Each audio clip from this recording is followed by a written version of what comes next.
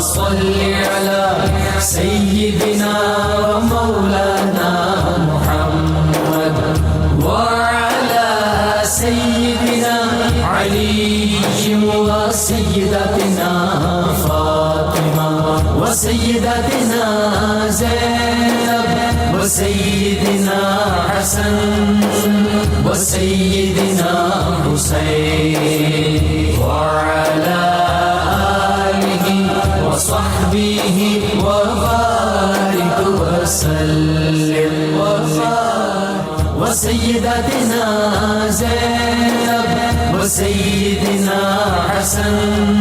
اللهم صل علی سیدنا و مولانا محمد وعلی آلہ واصحابہ وبارک وسلم وصلی علیہ.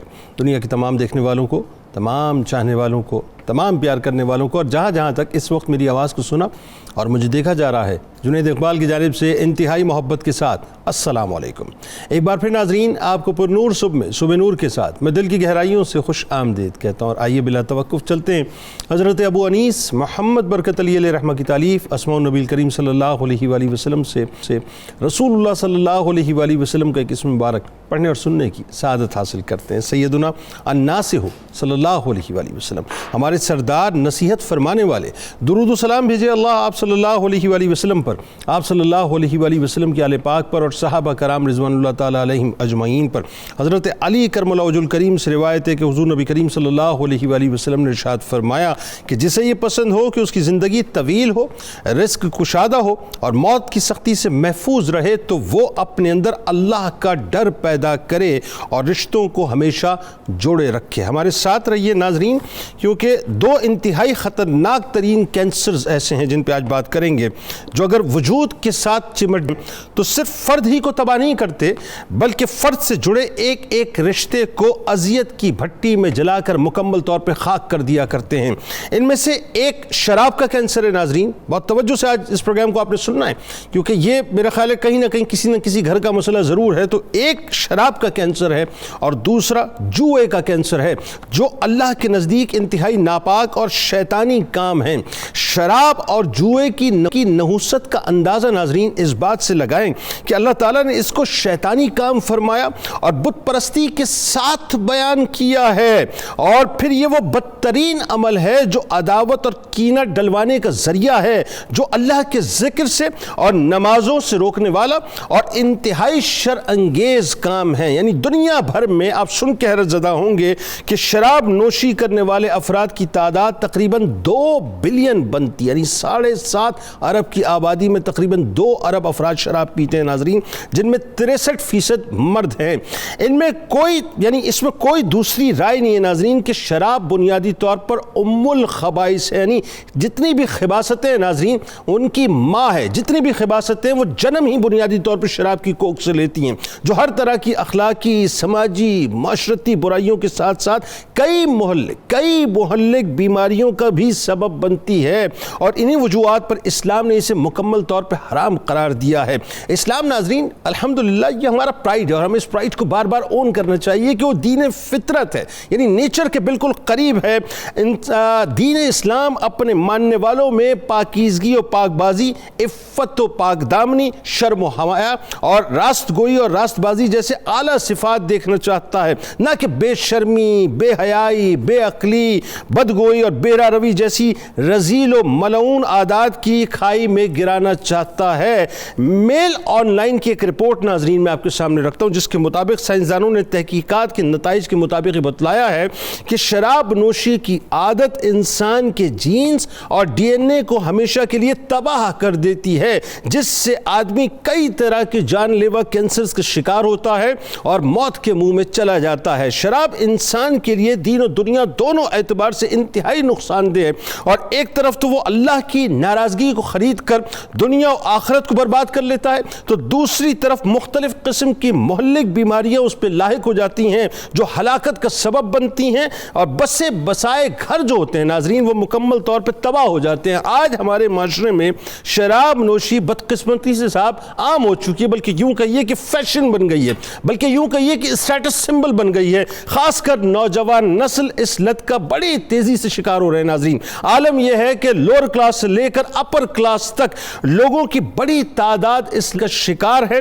بس فرق صرف یہ ہے کہ نچلا طبقہ دیسی شراب پی کر کہیں کچرے کے ڈھیر میں پڑا ہوتا ہے اور ایلیٹ کلاس امپورٹڈ شراب کے نشے سے اپنی پیاس کو بجھاتے ہیں۔ البتہ ناظرین، دیسی ہو یا ولایتی، ذہن میں رکھیے گا ایمان کو نقصان وہ برابر ہی پہنچاتے ہیں۔ اور ستم یہ ہے کہ ہمارے ملک میں شراب، ابھی کیسی عجیب سی بات ہے صاحب، اور یہ میں کئی پروگرامز اس پہ پچھلے ادوار میں بھی کر چکا ہوں کہ غیر مسلموں کے نام پر تو بیچی جاتی ہے، لیکن حیران کن بات یہ ہے کہ خریدنے والے بدقسمتی سے زیادہ تر مسلمان ہی ہوا کرتے ہیں، یعنی ہم میں سے ہوا کرتے ہیں۔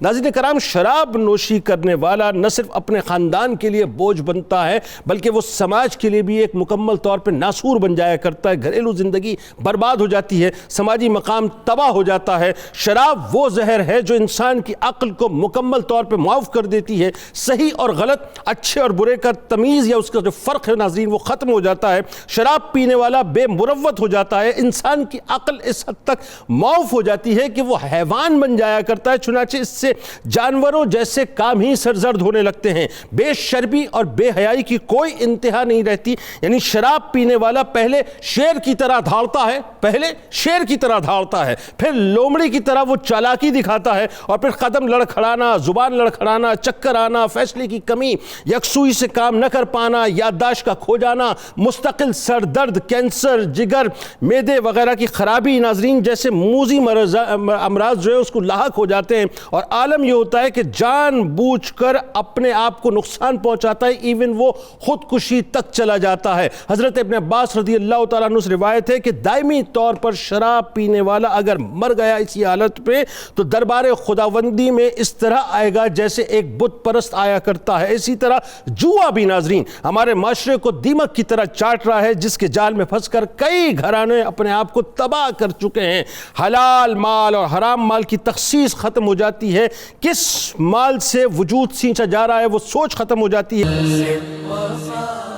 آغاز کرتے ہیں علامہ صاحب آپ سے۔ ظاہر ہے آج کا موضوع بڑا ٹچی موضوع ہے اور یہ معاشرے کا ایک بہت بڑا مسئلہ ہے۔ کئی گھرانے شراب اور جوئے کی وجہ سے تباہ ہو گئے۔ پہلے تو ذرا یہ بتائیے کہ ان کی ممانعت قرآن کی روشنی میں یہاں سے آغاز کیجیے۔ بسم اللہ الرحمن الرحیم۔ چونکہ اللہ رب العالمین نے انسان کو پیدا بھی فرمایا ہے اور پالتا بھی انسان کو اللہ ہی ہے، اور اللہ ہی جانتا ہے کہ انسان کی بقا اور فنا کس معاملے میں پوشیدہ ہے، اور اللہ ہی وہ تمام راز جانتا ہے جس کو پا کے انسان جو ہے وہ اپنے آپ کو دنیا میں بھی عزت دے سکتا ہے اور آخرت میں بھی عزت دے سکتا ہے۔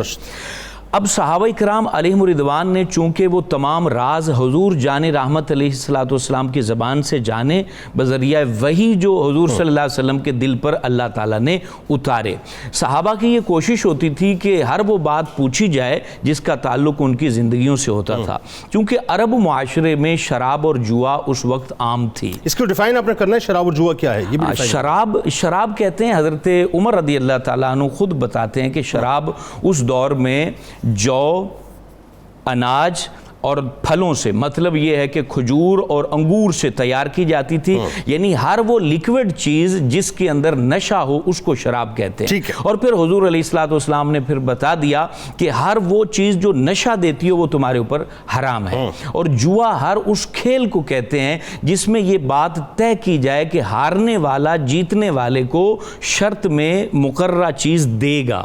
اس کو عربی میں میسر کہتے ہیں، میسر اس لیے کہتے ہیں جو آسانی سے ملے، چونکہ جیتنے والے کو وہ مال آسانی سے مل جاتا ہے اس لیے اس کو میسر کہتے ہیں۔ اب صحابہ کرام نے جو سوال کیا اس زمانے میں، چونکہ شراب تھی اور جوا تھا، اور اس کو قرآن مجید نے بیان کیا، یسألونک عن الخمر والمیسر، محبوب یہ لوگ آپ سے سوال کرتے ہیں شراب کے بارے میں، یعنی خمر کے بارے میں۔ خمر اس لیے کہتے ہیں کیونکہ یہ عقل کو ڈھانپ دیتی ہے، تو یہ شراب کے بارے میں سوال کرتے ہیں اور جوئے کے بارے میں آپ سے سوال کرتے ہیں۔ قل، اے میرے محبوب آپ کہہ دیجئے، فیہما اسم کبیر، ان میں بہت بڑا گناہ ہے۔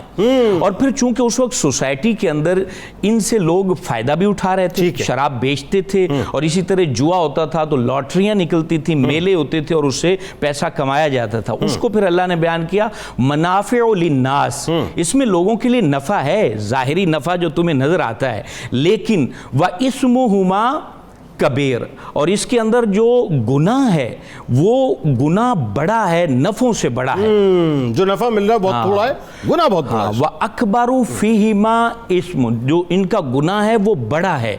तो अल्लाह रब्बुल आलमीन ने फिर इस गुनाह को मज़ीद बयान करते हुए इसकी आफत को बयान किया कि या अय्युहल्लज़ीना आमनू ला तक़रबुस्सला व अंतुम सुकारा, कहा कि नमाज के करीब मत जाना जब तुम नशे की हालत में हो। अब ये तदरीजी हुक्म बयान हो रहे थे ताकि इनके दिलों की ज़मीन जो है वो हमवार कर दी जाए और तैयार कर दिया जाए कि ये जब हुक्म हुर्मत का नाजिल हो तो उसको ये एक्सेप्ट कर लें। यानी उस माशरे में वही बात है कि ये साइकोलॉजिकली भी अल्लाह तबारक व तआला ने उस माशरे को डील किया कि उस माशरे में शराब और जुए की लानत आम थी। बल्कि कहा जाता है, मुअर्रिखीन कहते हैं कि अगर उस वक्त के लोगों के इश्क को बयान किया जाए तो 3 चीज़ें उनका इश्क समझा जाता था। एक शेर, दूसरा शराब और तीसरा जंग। इन चीज़ों को वो इश्क की हद तक मोहब्बत करते थे, तो उनके दिलों को हमवार करना था। इसलिए हकीम मुतलक अल्लाह रब्बुल आलमीन ने तदरीजी हुक्म बयान किया। पहले कहा कि इसमें जो नफ़ा है वो नुकसान से थोड़ा है, नुकसान बड़ा है। फिर कहा कि तुम्हारे लिए चूंकि नमाज मेराज है और ये तुम्हारे महबूब की आंखों की ठंडक है, और ये लानत शराब की ऐसी मनहूस लानत है कि तुम जब इस हालत में होगे तो नमाज के करीब नहीं जा सकते। और उसके बाद फिर हज़रत उमर ने ये दुआ की थी, या रब्बल आलमीन हमारे लिए इस मामले में मज़ीद वजाहत कर दे, वाज़े कर दे कि ये जो है ना वो चीज़ हमारे लिए हराम है, क्या है, इसका मज़ीद हुक्म को बयान कर दिया जाए। तो फिर अल्लाह रब्बुल आलमीन ने ये हुक्म बयान फरमाया, या अय्युहल्लज़ीना आमनू इन्नमल खमरु वल मैसिरु वल अंसाबु वल अज़लाम।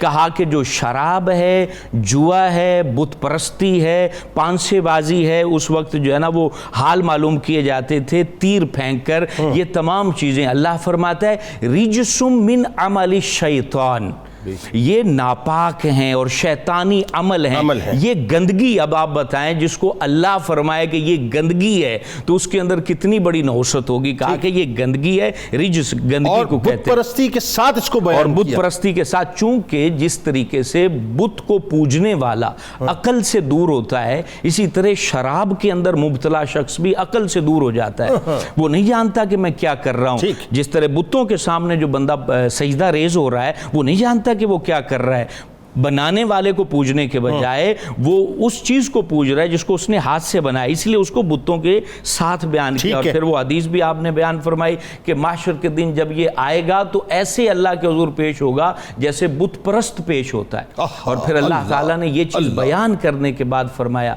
फजतनिबूहु, ये शैतानी अमल है, इससे बच जाओ। क्यों बचो?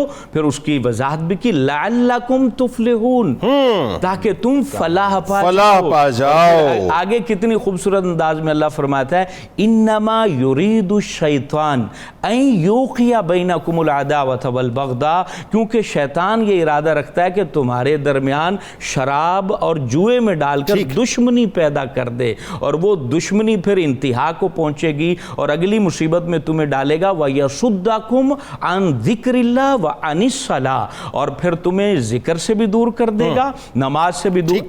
आखिर जो कलाम में अल्लाह ने फरमाना बड़ा खूबसूरत है, फहल अंतुम मुंतहून, क्या तुम रुकने वाले नहीं हो?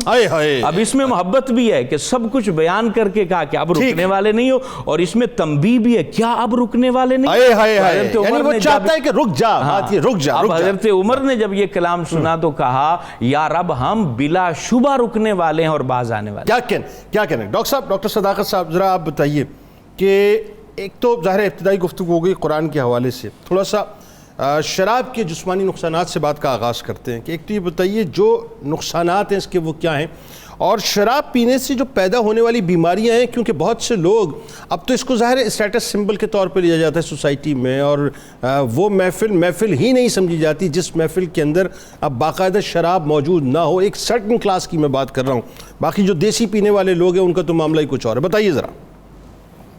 अच्छा, ये एक बात मैं आगाज में बता दूं कि ये देसी बलैती का मामला नहीं है, बल्कि शराब होती है। अल्कोहल का जो फार्मूला है, ये जिस चीज में भी होगा वो शराब होगी, और उसके जो मुज़र असरात है उसी हवाले से आएंगे।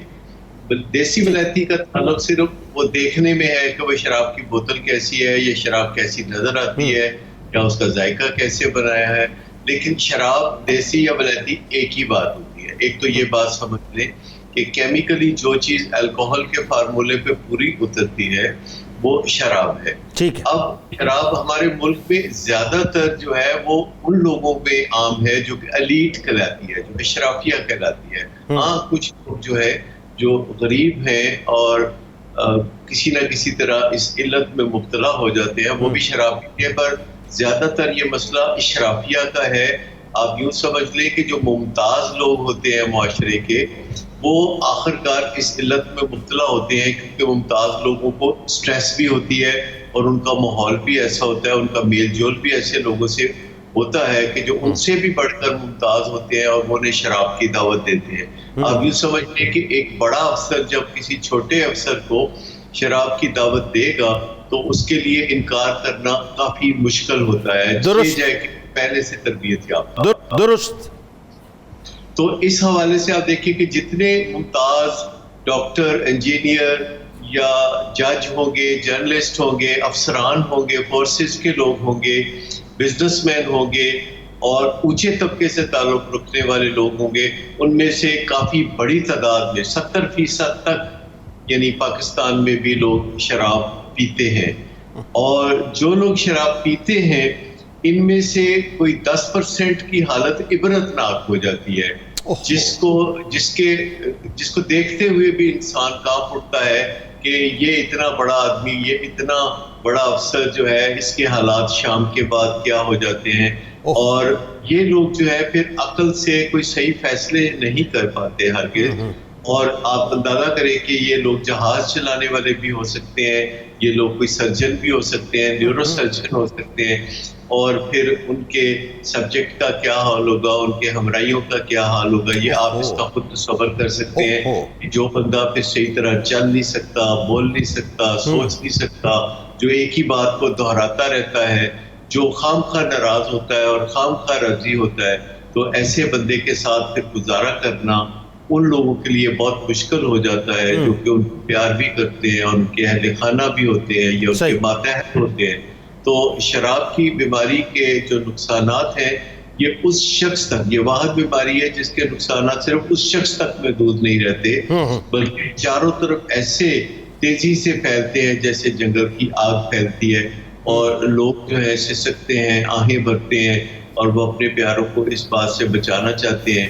لیکن پیارا جب بڑا ہو جاتا ہے آدمی کوئی تو وہ بات ماننے سے انکاری ہوتا ہے. وہ کہتے ہیں نا جب آپ کی چڑیا آپ پنجرے سے بڑی ہو جاتی ہے تو آپ کے قابو میں نہیں رہتی. تو ایسے لوگ بالکل بے قابو ہو جاتے ہیں. ڈاکٹر صاحب ذرا جسمانی نقصانات کے بارے میں بتائیں، بیماریاں کس کس قسم کی پیدا ہوتی ہیں، ذرا ڈیٹیل میں لوگوں کو بتائیے، خاص طور پہ بیماریوں کے حوالے سے.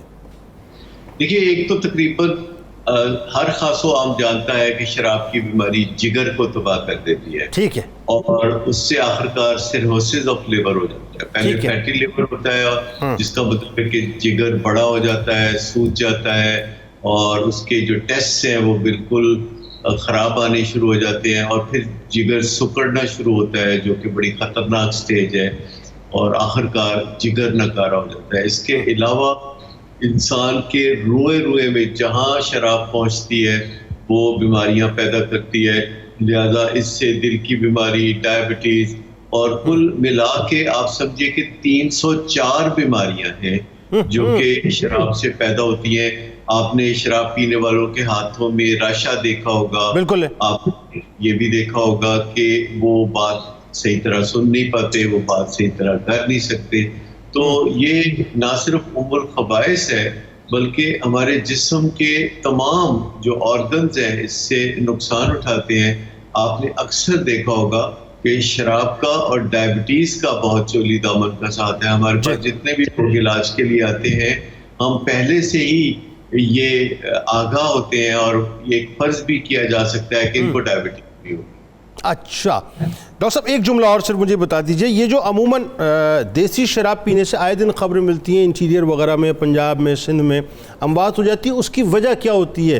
ورنہ نارملی ایلیٹ کلاس میں ہم دیکھتے ہیں شراب پی رہے ہیں، برسوں پی رہے ہیں، ہاں بیماریاں جا کے لگتی ہیں سرٹن ٹائم کے بعد، پھر جا کے وہ جو آپ نے بتایا عبرتناک انجام ہوتا ہے. لیکن یہ سرٹن جو ڈیتھس ہو جاتی ہیں دیسی شراب کی وجہ سے، اس کے پیچھے کیا وجہ ہے؟ اس کے پیچھے وجہ یہ ہے کہ جو دیسی شراب ہے وہ تیار کرنے والوں کے کسی نقص کی وجہ سے اس طرح وہ ٹاکسک ہو جاتی ہے، زہریلی ہو جاتی ہے. آپ یوں سمجھیں کہ شراب بنانے کا جو بنیادی طریقہ ہے وہ ایک محلول میں کوئی جراثیم ڈالے جاتے ہیں جسے یسٹ کہا جاتا ہے. وہ جراثیم پھر اس محلول کو پیتے ہیں، کھاتے ہیں، اور جس سے ان کو ڈائریا ہو جاتا ہے. اور جو چیز وہ ایک پیخانے کے طور پر کرتے ہیں اس کو ہم الکوہل کہتے ہیں. تو آپ یوں سمجھے کہ جب جراثیم اس میں ہوتے ہیں تو اس محلول میں الکوہل بننا شروع ہو جاتی ہے، اور جب الکوہل 13% ہو جاتی ہے تو پھر اس الکوہل کے اندر جو جراثیم اس کو بنانے والے ہیں وہ خود بن جاتے ہیں، یعنی اس کی ٹاکسیسٹی سے خود بن جاتے ہیں. بڑا خطرناک ہے. اب جو شراب ہے اور باقی محلول ہے اس کو الگ کرنا ہے، جسے شراب کی بھٹی کہا جاتا ہے. آپ نے سنا ہوگا کہ فلان شراب کی بھٹی لگائی ہوتی ہے. تو دیسی طریقے سے جب شراب کو اس محلول سے الگ کرتے ہیں تو محلول کے زہریلے مادے شراب میں مکس ہو جاتے ہیں، کیونکہ یہ دیسی طریقے سے جب شراب بنائی جاتی ہے تو شراب کے اندر زہریلے مادے رہ جاتے ہیں، اور خاص طور پر میلوں ٹھیلوں کے موقع پر شراب کی کنزمپشن بڑھ جاتی ہے. تو اس کو پھر کچی شراب کہتے ہیں. وہ اپنے الفاظ انہوں نے بنائے ہوتے ہیں، الگ کرنے کا ہوتا ہے. بالکل ٹھیک ہے ڈاکٹر صاحب، اس پہ مزید گفتگو کرتے ہیں اگلے اسپیل میں آپ کی طرف آتا ہوں. اب بتائیے ڈاکٹر فرحان صاحب کہ یہ جو ایک تو ظاہر اس کے جسمانی نقصانات ڈاکٹر صاحب نے بتایا وہ بڑے خطرناک ترین ہیں، اور سن کے مجھے تو حیرت ہوتی ہے کہ انسان منہ مطلب آنکھ دیکھے جو ہے وہ زہر نگلتا ہے اپنے جسم میں. شراب پینے کے جو معاشرتی اور سماجی نقصانات ہیں وہ بھی انتہائی بھیانک ہیں، کیونکہ ایک آدمی نہیں چکراتا، اس کے ساتھ اس کا پورا خاندان، اس سے جڑے ہوئے سارے لوگ چکرا جاتے ہیں. بتائیے ذرا.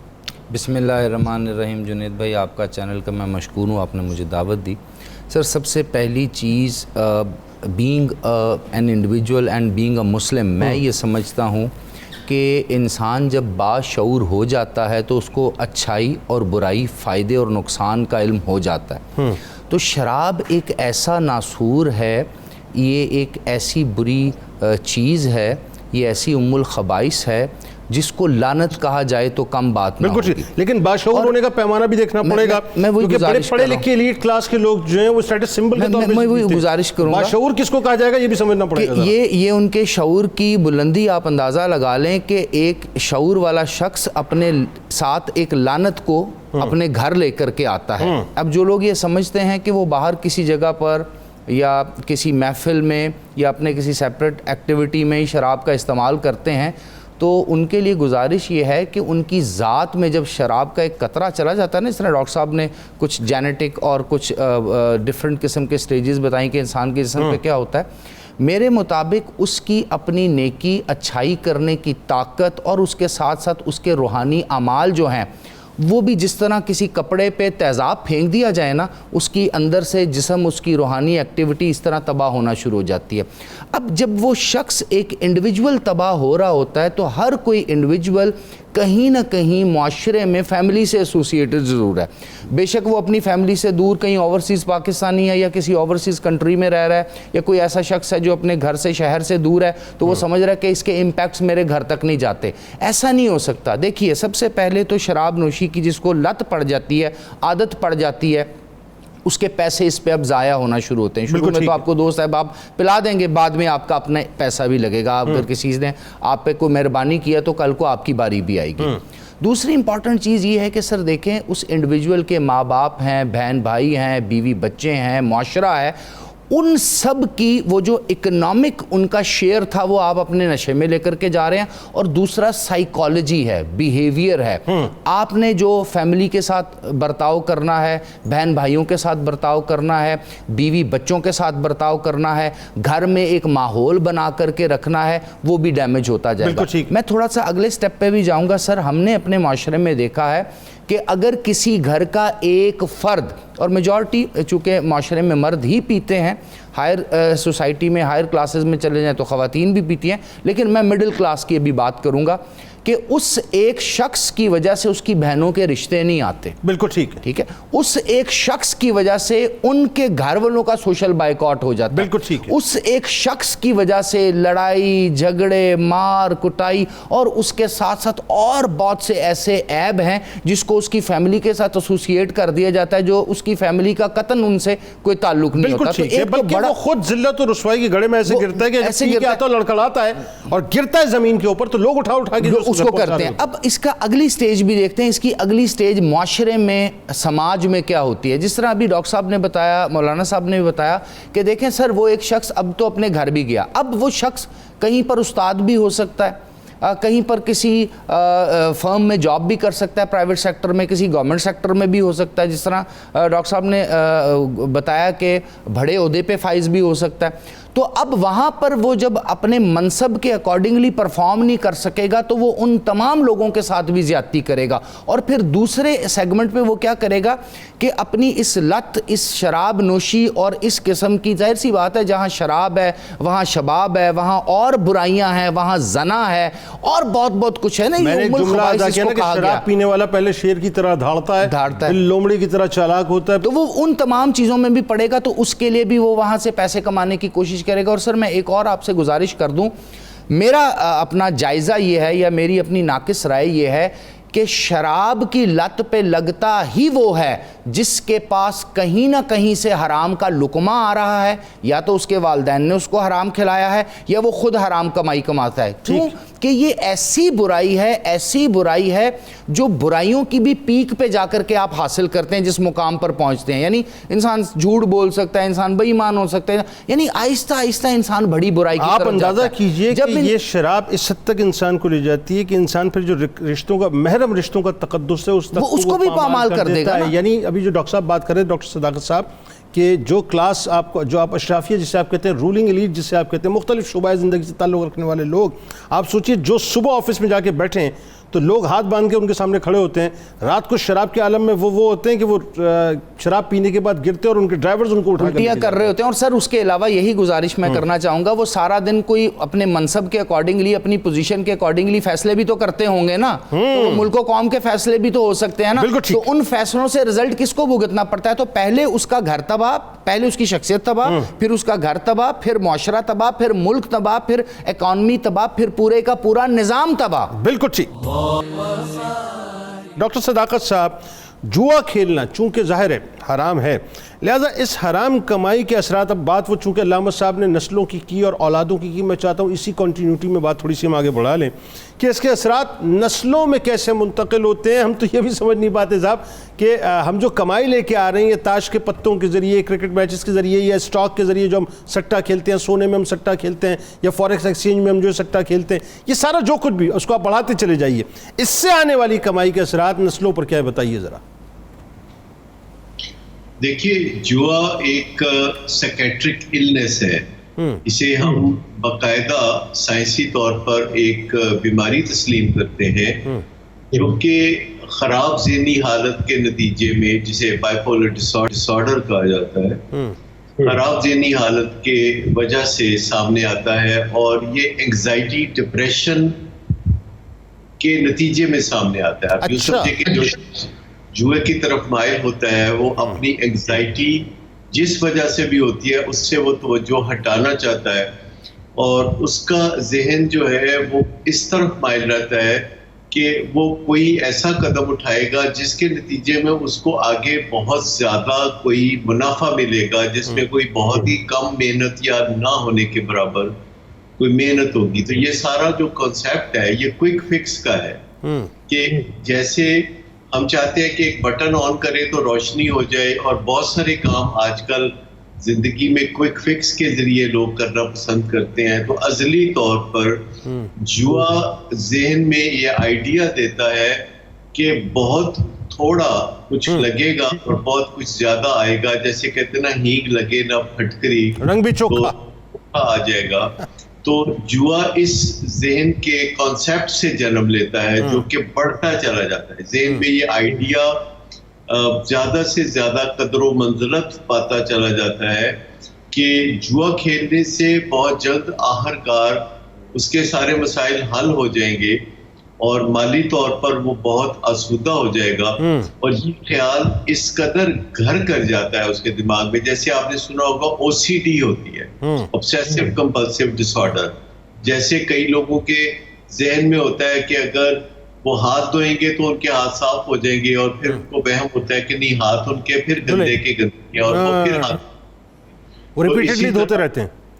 اسی طرح جوا ایک OCD کی طرح انسان کے دماغ کے ساتھ چپک کے رہ جاتا ہے، اور وہ بار بار یہی سوچتا ہے کہ اگر اگلی ڈوز وہ جوئے کی کرے گا، اگلا جوا کھیلے گا، تو بس اس کے بعد اس کے وارے نیارے ہو جائیں گے، کیونکہ اس کے دماغ کا حصہ ایک پکار کر اس کو یہ دھوکہ دے رہا ہوتا ہے.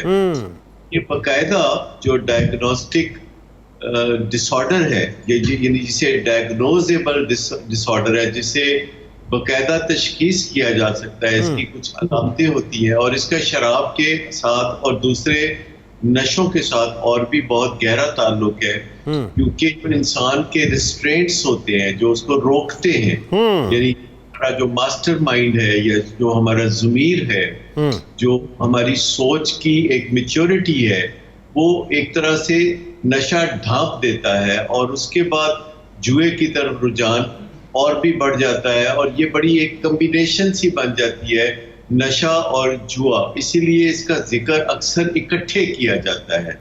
اور اس سے پھر جسے ایک کانسیپٹ ہوتا ہے جسے کہتے ہیں بیک بارو اور سٹیل، یہ یعنی بھیک مانگنا پڑے، ادھار مانگنا پڑے، چوری چکاری کرنا پڑے، چھینا جھپٹی کرنا پڑے، وہ کرتا ہے. اور بعض اوقات تو وہ بے دریغ آگے بڑھتا ہے اور کسی کی جان لے بھی سکتا ہے اور اپنی جان دے بھی سکتا ہے. تو یہ سارے جو نشئی رویے ہیں، ان میں سے جوا ایک بہت بڑا نشئی رویہ ہے جو ہمارے معاشرے میں پایا جاتا ہے، اور خاص طور پر کرکٹ جیسی سوفسٹیکیٹڈ گیم کے ساتھ جوئے کا اٹیچ ہونا پوری قوم میں اس وبا کو پھیلانے کا باعث بن رہا ہے. اور جہاں یہ کرکٹ میچز لوگ انجوائے کر رہے ہوتے ہیں، وہاں بہت سارے لوگوں کو اس سے کوئی دلچسپی نہیں ہوتی کہ کوئی کتنی اچھی بالنگ کر رہا ہے یا کتنی اچھی بیٹنگ کر رہا ہے. ٹھیک بات. ان کا نقطہ نظر صرف ایک ہوتا ہے کہ وہ تھوڑے پیسے لگا کے بہت زیادہ پیسے کیسے کما سکتے ہیں، اور ہر بال کے ساتھ کروڑوں اربوں روپے کی رقمیں ادھر سے ادھر ہو رہی ہوتی ہیں. اور میں آپ کو بتاؤں کہ ان میچز کے پس پردہ جو ایک بہت بڑا گورکھ دھندا ہے وہ جوئے کا ہوتا ہے، جسے ختم کرنے کے لیے جو کرکٹ کے ارباب اقتدار ہیں وہ بے انتہا کوششیں کرتے ہیں، اور پہلے کی نسبت اس میں کچھ کامیابی بھی ملتی ہے. اچھا ڈاکٹر صاحب، ایک بات ذرا قطع کلام کی معذرت مجھے بتائیے، جو میں چاہ رہا تھا ذرا یہ بھی لوگوں کو بتائیے صاحب کہ یہ کرکٹ ہو، اسٹاک ہو، تاش کے پتے ہوں، لاٹری سسٹم ہو، واٹس ایور، جو بھی جوئے کی کوئی بھی شکل چھوٹی سے لے کے بڑی، یا فوریکس ایکسچینج ہو، کچھ بھی ہو، اس کی جو کمائی کے اثرات ہیں، جب یہ طے ہے کہ یہ حرام کمائی ہے، تو آپ مجھے بتائیے کہ ہم کیسے ایکسپیکٹ کر سکتے ہیں کہ ہماری نسلیں بہتر ہوں؟ ذرا یہ بھی تو لوگوں کو بتائیں. دیکھیے، جو لوگ بھی گھروں کے سربراہ ہوتے ہیں، جن کے بیوی بچے ہوتے ہیں، وہ اپنے بچوں کے رول ماڈل بھی ہوتے ہیں. وہ بچے ان سے ہی سیکھتے ہیں. جیسے ایک چھوٹا بچہ اپنے باپ کا جوتا پہن کے پھرنا پسند کرتا ہے، حالانکہ اس میں اس کو بڑی مشکلات نظر آتی ہیں، لیکن وہ اپنے باپ کی طرح بننا چاہتا ہے لاشعوری طور پر. اور اگر اس کا باپ کوئی حقیقی محنت کی کمائی نہیں کرتا تو بچے کے ذہن میں بھی یہ تصور بالکل نہیں آئے گا کہ وہ ایک چھوٹی پوزیشن سے اپنی زندگی کا آغاز کرتے ہوئے بڑی پوزیشن کی طرف وہ چھلانگے لگاتا ہوا بڑی پوزیشن کی طرف جانا چاہتا ہے. اور اس میں بارہا ناکامی ہوتی ہے، مایوسی ہوتی ہے، اور نشوں کی راہ مار. بالکل ٹھیک ہے ڈاکٹر صاحب، بالکل ٹھیک ہے. آخر میں جوا کھیلنے کی وجہ سے ظاہر ہے ہم دیکھتے ہیں، اور یہ میرے مشاہدے کی بات ہے، ہم سب کے مشاہدے کی بات ہے کہ گھریلو زندگی تباہ ہو جاتی ہے. یعنی پہلے تو وہ اپنا جو ہے پیسہ لگانا شروع کرتا ہے، پھر اپنی چیزیں بیچنا شروع کرتا ہے، معاذ اللہ یہاں تک ہوا ہے، اور یہ تو بالکل سمجھ لیجئے کہ عینی مشاہدے کی بات ہے کہ لوگوں نے اپنی بیویوں تک کو جو ہے جوئے میں مطلب ہار گئے. باقاعدہ اس لیول تک لوگ آ گئے کہ بیویاں ہار گئیں. تو سماجی اور معاشرتی جو تباہیاں اس کی، وہ ذرا بتائیے کیا ہیں؟ دیکھیں جنید بھائی، سب سے پہلی چیز تو ہم نے یہ دیکھنی ہے، چونکہ اسلام کے پرسپیکٹو سے شراب، جوا، پانسے بازی ان سب کو روکا گیا ہے. تو اسلام میں یا شریعت محمدی صلی اللہ علیہ وآلہ وسلم میں اس پہ اتنا زور کیوں دیا گیا؟ پہلے تو اس کی سائیکالوجی جانتے ہیں. تو ہم دیکھتے ہیں کہ جو اسلام ہے وہ انسان کو ڈیپینڈنٹ سے انڈیپینڈنٹ کرنے آیا ہے، انڈیپینڈنٹ کرنے آیا ہے، اور سب سروینٹ ٹو آلمائٹی اللہ کرنے، یعنی آپ دنیاوی چیزوں سے آزاد ہو جائیں اور اللہ کے آگے سربسجود ہو جائیں. ٹھیک ہے. اب جب دنیاوی چیزوں سے آپ کو آزاد کر دیا جائے گا تو سب سے پہلے آپ کو لالچ سے آزاد کیا جائے گا. اب آتے ہیں آپ کے اس سوال کے جواب کی طرف کہ آپ کے گھر کا حال کیا ہوگا. سب سے پہلے تو جو میں نے جوا کرنے والے لوگوں کو دیکھا اور جو میں ان کو جانتا ہوں، ان کے پاس اتنے پیسے ہوتے ہی نہیں وہ جوا کھیلے. تو جب وہ جوا کھیلتے ہیں اور ہار جاتے ہیں تو لڑائی جھگڑا ہوتا ہے، بے عزتی ہوتی ہے، قتل و غارت تک بات پہنچ جاتی ہے. دوسری امپورٹنٹ چیز یہ کہ سر ایزی منی کی ایکوزیشن کے لیے، آسان پیسہ حاصل کرنے کے لیے انسان جو جد و جہد کرنے کی کوشش کرتا ہے، جو تکے بازی چلانے کی کوشش کرتا ہے، اس میں وہ اپنی پوری کی پوری پرسنالٹی کو کمپرومائز کرتا ہے، کیونکہ یہ وہ چیزیں ہیں جو چھپائے نہیں چھپتی. شارٹ کٹ کے چکر میں، شارٹ کٹ کے چکر، یہ اس کے گھر بھی پتہ چلے گی، اس کی فیملی کو بھی پتہ چلے گی، وہ محلے میں بھی اسی طرح بدنام ہو جائے گا، اور وقت کے ساتھ ساتھ اگر آپ دیکھیں تو اس کی ریپوٹیشن ڈیمیج ہوگی. اور تیسرے درجے پہ اگر ہم دیکھیں تو سر دیکھیں، جس طرح ابھی ڈاکٹر صاحب نے بھی کہا کہ اگر آپ ایک چھوٹے سے لیول سے آغاز کرتے ہیں، انیشیل لیول سے آغاز کرتے ہیں، آپ کی لرننگ بھی ہوتی ہے، اور کسی مقام پہ جب آپ پہنچتے ہیں تو اس مقام کے آپ قابل بھی ہو جاتے ہیں. لیکن جب آپ شارٹ کٹ مارنے کے چکر میں کسی کام پہ جائیں گے اور جلدی زیادہ آسان پیسہ کمانا چاہیں گے تو پیسہ جانے کے خطرات بھی اتنے ہی ہوتے ہیں. بالکل. تو اس طرح اس کا مطلب یہ ہوا کہ مالی بدحالی بھی آ سکتی ہے، فقیری بھی آ سکتی ہے، غربت بھی آ سکتی ہے. اور اس تمام چیز میں جس طرح آپ نے ابھی کہا کہ پہلے انسان اپنے گھر کا سامان بیچتا ہے، پھر اس کی جو ذمہ داریاں اس کے بیوی بچوں، ماں باپ، بہن بھائی کی ہوتی ہیں، وہ اس سے مبرہ ہو جاتا ہے، آزاد ہو جاتا ہے. پھر اس کے گھر والوں کے حالات برے ہو جاتے ہیں. پھر اس کے بعد اگلی سٹیج یہ آتی ہے کہ اگر تو اس کے ماں باپ نے جائیداد اس کے نام کر دی ہے، یا اس کو پتہ ہے اس کو کوئی حصہ ملنا ہے، وہ جائیداد کو گروی رکھ دے گا. بالکل ٹھیک. اس کے بعد وہ اگلی سٹیج پہ جائے گا، وہ اپنا کوئی کاروبار، کوئی بزنس کر رہا ہے، اس کو گروی پہ رکھ دے گا. اس کے بعد پھر وہ اگلی سٹیج پہ جائے گا جو انسان کی بدحالی کی پینیکل ہے، ہائیسٹ فارم آف جس کو آپ کہتے ہیں ڈس گریس ہو جانا، یعنی جانور اور وحشی بن جانا. وہ اپنی اولاد کو، اپنی بیٹیوں کی لوگ شادیاں کر دیتے ہیں جوئے میں ہار کے، اپنی بیویوں کو لوگ چھوڑ دیتے ہیں، اپنی بہنوں کو گھر سے. تو اس کا مطلب یہ ہوا کہ اس کی سماجی زندگی، اس کی انفرادی زندگی، اس کی معاشرتی زندگی اور اس کی اخروی زندگی سب کا سب تباہ ہو گیا. یعنی شراب، جوا اور پانسے، یہ تین ایسی چیزیں ہیں جو شیطان کے وہ وار ہیں جس سے وہ ابن آدم کو نہ دنیا کے قابل چھوڑتا ہے نہ آخرت کے قابل چھوڑتا ہے. بالکل ٹھیک ہے. بہت شکریہ آپ تینوں آپ کا، آپ تشریف لائے. ناظرین کرام، آئیے چلتے ہیں کتاب الشفا کی جانب. جائز امور کی تکمیل کا وظیفہ آپ کو بتلاتے ہیں کہ ہر جائز مراد کی تکمیل اور اللہ تعالیٰ کی مدد کے حصول کے لیے سورۃ الانفال کی آیت نمبر 9 جو ہے وہ 21 دن تک روزانہ 313 بار پڑھیں، انشاءاللہ جائز مراد پوری ہوگی. سیدنا عمر فاروق رضی اللہ تعالیٰ عنہ کا کمال قول مبارک ہے کہ توبہ کرنے والوں کے پاس بیٹھا کرو تاکہ ان کی صحبت سے تمہیں بھی رقت نصیب ہو جائے، کیونکہ